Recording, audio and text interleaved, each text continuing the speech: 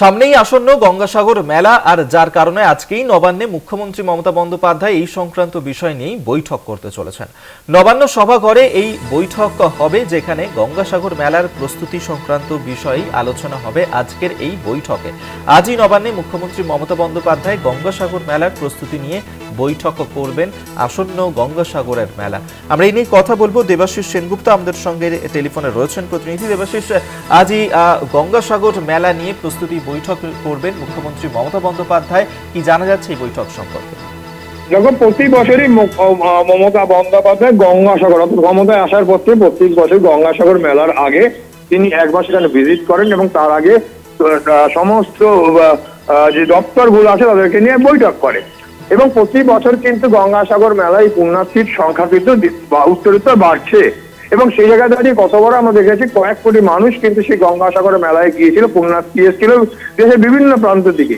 আর মেলাতে এসে যাতে ওই অন্যান্য রাজ্যের বা দেশের অন্যান্য প্রান্তের মানুষজন যাতে কোনো অসুবিধা না হয় তার জন্য কিন্তু সদা সর্বত্র কিন্তু দৃষ্টি রেখেছেন রাজ্যের মুখ্যমন্ত্রী মমতা বন্দ্যোপাধ্যায়, যাতে তাদের কোনো অসুবিধা না হয়। আর ঠিক সে কথা মাথায় রেখেই কিন্তু গঙ্গাসাগর আগেই কিন্তু সমস্ত দপ্তরগুলো অর্থাৎ প্রায় 17টি দপ্তরকে নিয়ে বৈঠকে বসবেন। তার মধ্যে যেমন আছেন অর্থ দপ্তর, রয়েছে পরিবহন দপ্তর, তাদেরকে নিয়ে কিন্তু এবং 17খানি দপ্তর থাকবে। কেবল দপ্তর নয়, সেই দপ্তরের মন্ত্রী যারা আছেন তারা থাকবেন, আধিকারিকরা থাকবেন। এর পাশাপাশি ওই অঞ্চলে অর্থাৎ গঙ্গাসাগর যে মেলা যেখানে হবে সেই অঞ্চলের সাংসদ এবং বিধায়কদেরও বাধ্যতামূলকভাবে উপস্থিত থাকতে বলা হয়েছে। এবং এই বৈঠকে কিন্তু ঠিক পর্যালোচনা করবে গঙ্গাসাগরে কোন কাজগুলো বাকি রয়েছে, কোন কাজ করা যাবে। প্রসঙ্গত জানিয়ে রাখি, মুখ্যমন্ত্রী মমতা বন্দ্যোপাধ্যায় কিন্তু এর আগেই কেন্দ্রের বঞ্চনার কথা অভিযোগ তুলেছিল যে কেন্দ্রীয় গঙ্গাসাগর কুম্ভ মেলায় অনুদান পেলেও কিন্তু এই গঙ্গাসাগর মেলা যেখানে কোটি কোটি মানুষ আসে, পুণ্যার্থী আসে বিভিন্ন জায়গা থেকে দেশে, তাদেরকে রাজ্য সরকারকে কোনো রকম কেন্দ্রীয় সরকার দেয় না। আর এই মেলাকে অর্থাৎ গঙ্গাসাগর মেলাকে জাতীয় মেলার মর্যাদা দেওয়ার জন্য যে দাবি জানিয়েছে, কিন্তু কেন্দ্রীয় সরকার কোনো মতেই হেলদোল নেই।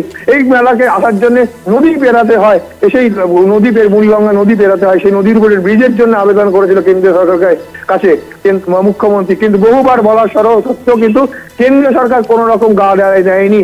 মুখ্যমন্ত্রী মমতা বন্দ্যোপাধ্যায় ঠিক করেছে, তিনি কিন্তু নিজস্ব রাজ্যের যে আর্থিক সীমাবদ্ধতা তার মধ্যে কিন্তু মুখ্যমন্ত্রী নিজের রাজ্যের ফান্ড দিয়ে কিন্তু সেই ব্রিজ তৈরি করবে।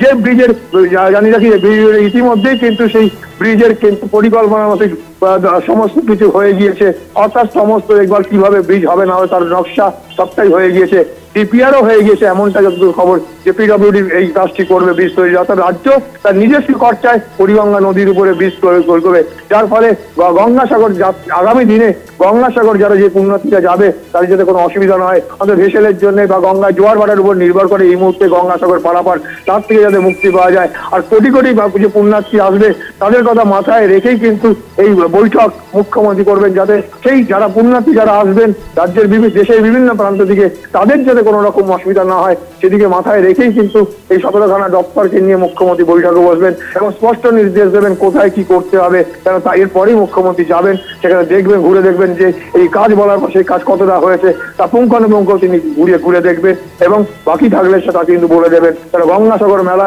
রাজ্যের কাছে একটা বড় চ্যালেঞ্জ। বহু দেশের বিভিন্ন প্রান্ত থেকে প্রায় কয়েক কোটি মানুষ এখানে পুণ্যার্থীরা আসেন এবং তারা এখানে পুণ্যার্থীরা এসে তাদেরকে যাতে ঠিক মতো আসতে পারেন এবং ফিরে যেতে পারেন তারও ব্যবস্থা কিন্তু রাজ্য সরকারের পক্ষ থেকে মুখ্যমন্ত্রী সদা দৃষ্টি রয়েছে সেদিকে যাতে কোনো অসুবিধা না হয়। ধন্যবাদ। দেবাশিস সেনগুপ্ত আমাদের সঙ্গে টেলিফোনে ছিলেন প্রতিনিধি।